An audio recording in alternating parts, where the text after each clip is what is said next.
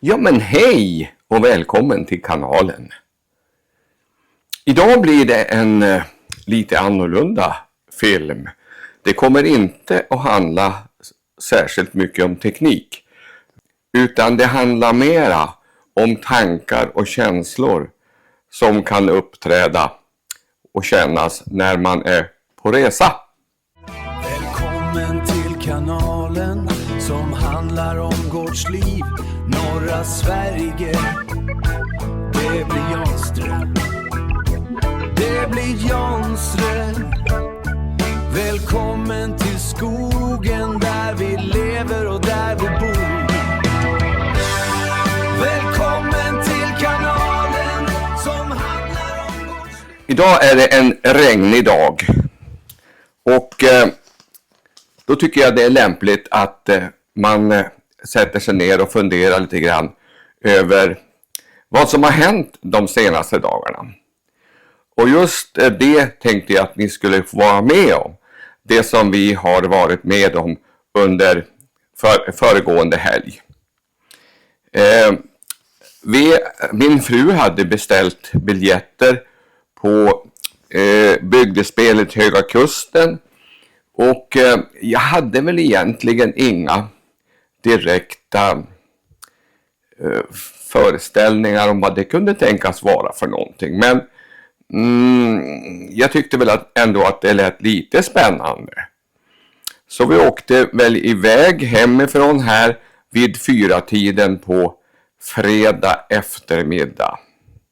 Och det är ju i alla fall i det närmaste 30 mil att åka bort till Lövvik, Lunde, Klockestrand och det området där omkring vid Ångermanälven. Precis egentligen intill nya bron över Ångermanälven, alltså Höga Kustenbron.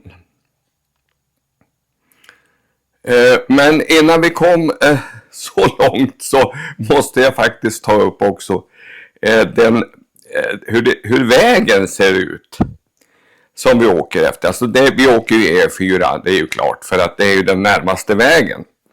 Och vi har ju en vägomläggning här precis söder om oss från Grimsmark till Gumboda. Och det är klart, allting syftar ju till att det ska bli bättre vägar. Ökad framkomlighet, mindre olyckor och så vidare.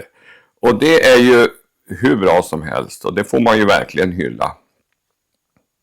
Men det är ju också så att under en vägomläggning så kan det inträffa vissa saker som gör att irritationen hos trafikanter kan öka markant. I det här fallet så är det ju så att man har lagt ner nya vägtrummor på ett antal ställen efter den här vägen. Och det får man väl också förstå. Det måste man göra för att hålla undan vatten och så vidare.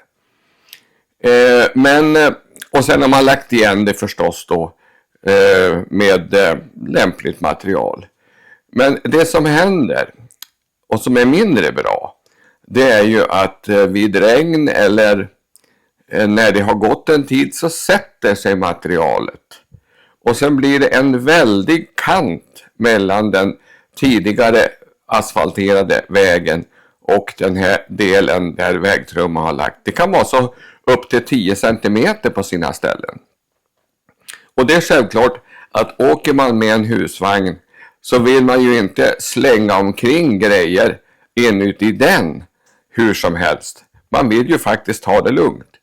Och det innebär att man får sakta ner till i det närmaste ingen rörelse alls. Och det skapar ju ordentligt långa köer förstås. Vid något tillfälle såg jag att kön var över 2 kilometer lång efteråt. Och det är klart att jag förstår om människor blir irriterade. Men irritationen borde egentligen läggas i så fall på Trafikverket som är ansvarig. Nu är det ju så förstås att vi har en semesterperiod. Och även vägarbetare, vägjobbare måste få sin semester, självklart. Visst är det så. Men det är Trafikverket som har det yttersta ansvaret. Och jag tycker att man borde kunna ha lite koll på om sådana där saker händer. Och kanske kunna skicka ut en traktor och fylla igen de allra värsta hålen och sättningarna som blir vid en sån här vägomläggning. Någonting att tänka på inför framtida vägombyggnader, Trafikverket. Nåja, vi kom i alla fall vidare och när vi kom till Umeå så provianterade vi för helgen och packade in i vår vagn mat, dryck och så vidare. Och sen fortsatte vi och tanken var väl möjligen att vi skulle stå någonstans på vägen och inte köra hela sträckan den eftermiddagen, kvällen. Men hur det blev så hittade vi väl egentligen inget bra ställe att ställa in oss på. Och vi fortsatte och vi tyckte väl ändå att det inte är så särskilt långt att åka. Så vi fortsätter. Så när vi kom ner till Lövvik, eller mot Lövvik ska jag säga, så mötte vi ju en enorm karavan bilar, husbilar, husvagnar som då hade varit och tittat på fredagskvällens Höga Kustens spel. Och det är ju ingen märkvärdigt bred väg, så det var lite småspännande på sina ställen. I alla händelser vi kom fram och vi kom fram till Lövvik och vi hade väl bespetsat oss på att kanske stanna vid en ställplats som heter Sjöbodviken och som ligger alldeles i anknytning till just den här friluftsteatern. Men det visade sig att där kostade 400 kronor per natt och det tyckte vi var lite överkant. Så vi fortsatte vägen fram och någon kilometer längre fram så kom vi, och det hette fortfarande då Lövvik, kom vi i alla fall till en uppfart mot en bergknalle som kallas för Valkallen. Och där fanns det då en grusad plan som man kunde stå på. Så vi åkte väl dit och försökte baxa in oss på det stället. Det var inte särskilt lätt eftersom vägen upp till Valkallen och platsen där man kan stå var ordentligt brant. Så vi höll på och backade och stod i för att få husvagnen i läge. Och kanske så att den inte skulle luta allt för mycket. Som tur var hade jag med mig en liten domkraft som kunde hjälpa till att få upp vagnen i rätt läge. Men det blev inte riktigt bra. Men någorlunda acceptabelt får man väl säga. Men då hade klockan börjat närma sig, ja den var 11:30 eller snarare kanske närmare 12. Så att vi var väl ordentligt utmattade när vi så småningom kom in i vagnen och kunde lägga oss och sova. För att det gällde ju att vara pigg och fräsch dagen efter då vi skulle se denna mäktiga teater, eller detta bygdespel som det heter. Det kanske är på tiden att jag kan berätta lite grann om själva bygdespelet. Bara att se själva platsen för detta bygdespel, Lövvik, tycker jag är rätt imponerande. Så här har väl Thomas Ledin med flera gjort ett fantastiskt arbete för att få till denna plats. Det handlar ju om Höga Kusten under sågverkstiden och de efterföljande skotten som inträffade vid Lunde också.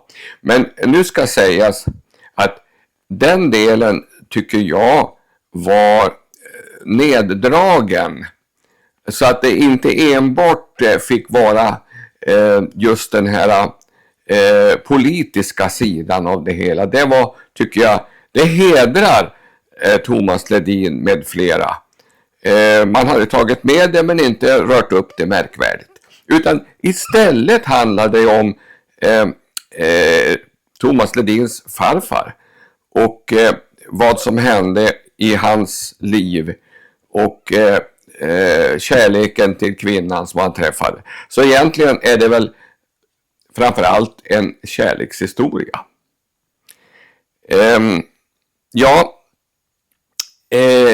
Själva föreställningen, som jag sa tidigare, jag hade inte särskilt stora förväntningar på detta. Jag måste dricka lite kaffe.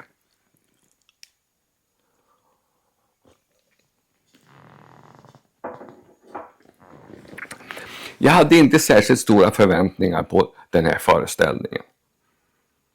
Men när vi hade bänkat oss på plats och satt oss och när orkestern tog igång med de första tonerna så kapitulerade jag fullständigt.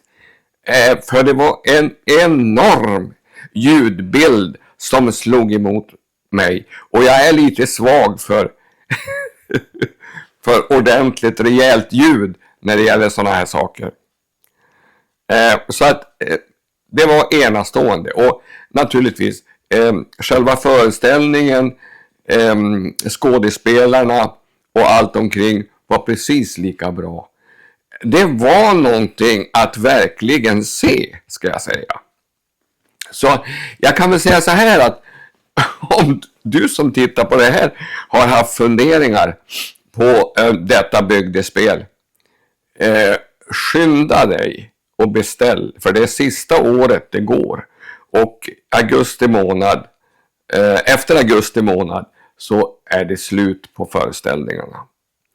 Problemet kan vara att det mesta är utsålt, men man kan alltid prova. Men som sagt, helt makalöst. Det finns ingen bättre epitet att nämna för detta. Ja. Jag blev i princip jämnad till marken. Men i alla fall. Efteråt så åkte vi tillbaka till Valkallen. I den kraftiga stigningen. Och nu hade också svåger och svägerska anslutit sig till oss. Och stod på samma ställe, alltså på Valkallen. Så där tog då lite middagsbestyr över. Vädret var enastående. Perfekt. Vi satt ute hela kvällen vid ett ditsatt bord med bänkar och vi grillade och hade väldans trevligt hela kvällen. Innan det blev dags att börja tänka på natt även det sammanhanget. Alltså vädret var ju lysande hela tiden. Det kom några droppar under själva föreställningen. Men det var inte mer än att det gjorde faktiskt ingenting. Så man kan väl säga, vi hade i alla fall tur med vädret. Söndag morgon. Det här var alltså, föreställningen var alltså lördag. Söndag morgon åkte svåger och svägerska iväg relativt tidigt. Vi tog det lite lugnt. Packade in oss. Packade ihop de grejer vi hade. Backade upp bilen. Anslöt den till husvagnen. Och släppte ner den från sin upphöjda position. Som vi hade varit tvungna att göra. För att det inte skulle luta allt för mycket. Och sen funderade vi på vilken väg vi skulle ta på hemresan. Och när man är i den där trakten, alltså runt Höga Kusten, så är det ju precis ska jag inte säga, men nästan som att vara i Norge, trots att man inte är i Norge. Så det är ju höga berg, djupa dalar och smala vägar och kurvigt, men oerhört vackert och trevligt. Så vi funderade på att vi skulle åka via Mjällom och ut till Norrfällsviken, som ju då ligger ute vid havsbandet precis. Och jag har varit där, vi har varit tidigare på samma ställe, men Det var säkert 25 år sedan, så det är klart det hinner ju hända en hel del på den tiden. Så vi gjorde det. Vi körde iväg och började närma oss Norrfällsviken, och då hade klockan blivit lunchtid. Så vi steg in där vid fiskrestaurangen och upptäckte att här serveras lunchbuffé. Och det ska jag säga, det var vilken lunchbuffé som helst. Så det är samma sak här. Har ni vägarna förbi, passa på. Men den serveras troligen bara lördag och söndag.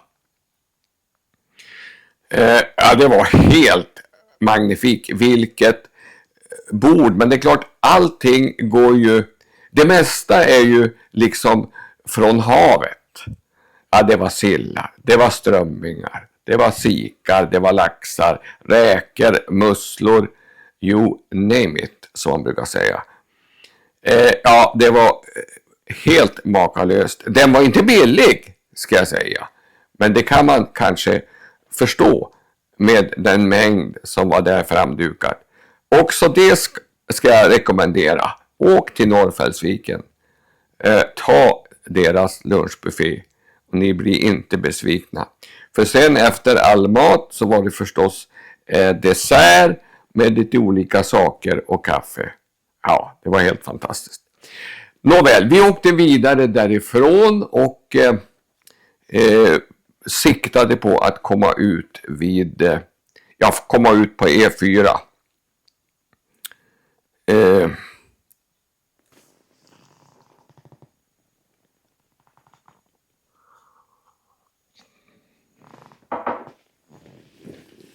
Vi siktade på att komma ut på E4 i Ullånger. Och vi gjorde även det. Och då hade vi alltså stigningen upp mot